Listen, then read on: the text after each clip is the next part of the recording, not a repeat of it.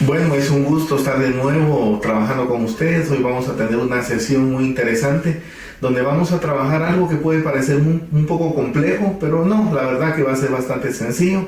Lo vamos a tratar de explicar de la mejor manera. Vamos a hablar de la etapa intermedia.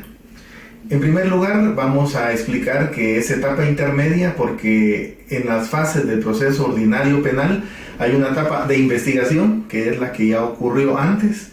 Luego tenemos la intermedia y luego vamos a la otra fase, la tercera, que es el juicio oral penal.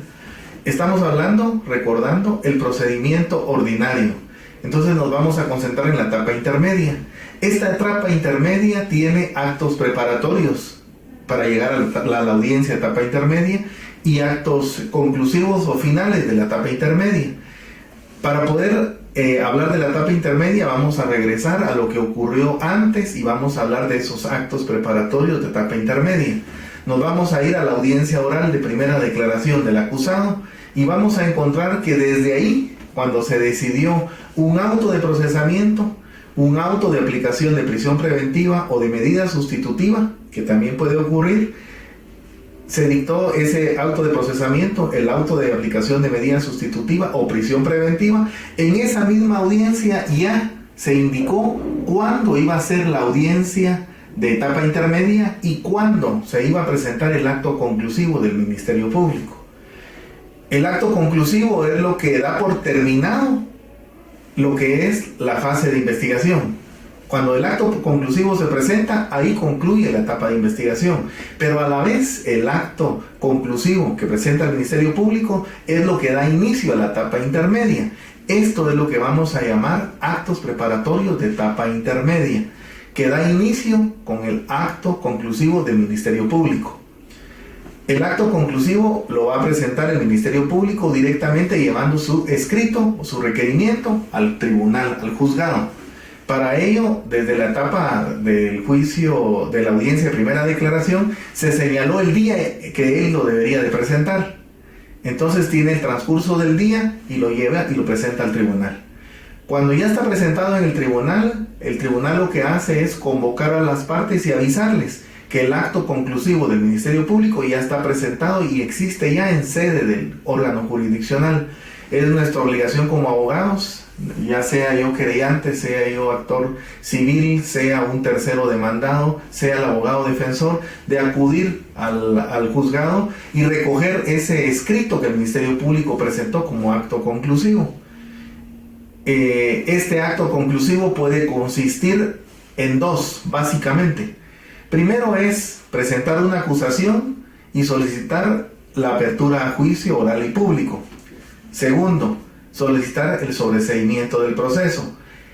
Estos son los únicos actos conclusivos de investigación que existen. ¿Por qué lo digo así?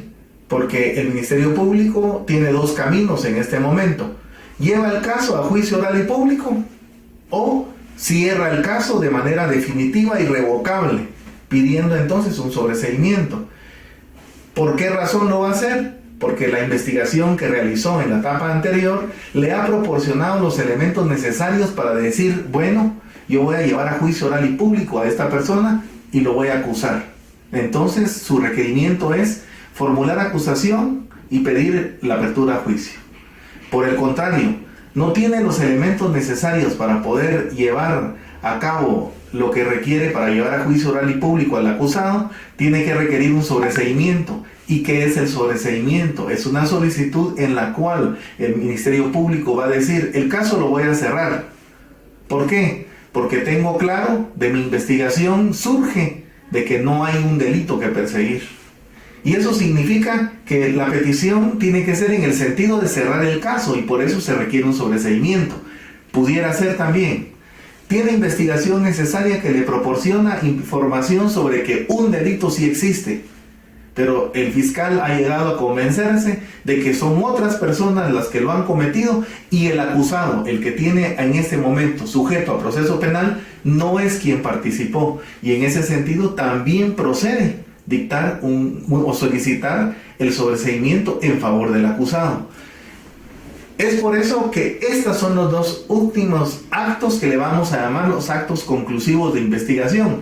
Solo son 2 únicamente. Por supuesto, si no le alcanza el tiempo para hacer investigación, tiene la posibilidad de pedir más tiempo y para ello tiene que solicitar una clausura provisional. Y la clausura provisional lo que le va a permitir es que se le dé más tiempo para que pueda concluir su investigación y, en su caso, de manera fundamentada, hacer el requerimiento, ya sea de la acusación o ya sea de sobreseimiento. Pero por el momento no puede decidirse ni por la acusación ni por el sobreseimiento. Por lo tanto, su petición es: pido la clausura provisional del proceso y lo que quiero es más tiempo, porque necesito tener investigación para poder determinar que existe un delito y existe probabilidad razonable de que el acusado ha participado en este delito. Pero no solo eso, tengo los elementos de prueba y eventualmente en el juicio oral y público lo voy a poder probar como fiscal y voy a poder requerir una sentencia condenatoria. Y por ese motivo, estos son los 2 actos conclusivos: clausura, apertura a juicio, sobreseimiento, son los únicos actos conclusivos. Por supuesto, también puede hacer otro tipo de requerimientos. Puede requerir de procedimientos desjudicializadores o puede presentar variantes a la acusación. Por ejemplo, pedir un procedimiento abreviado. Por ejemplo, transformar el proceso y promover un proceso de acción privada.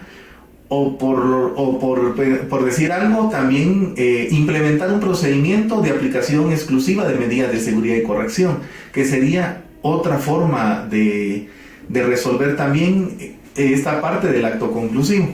Por ahora lo dejamos acá.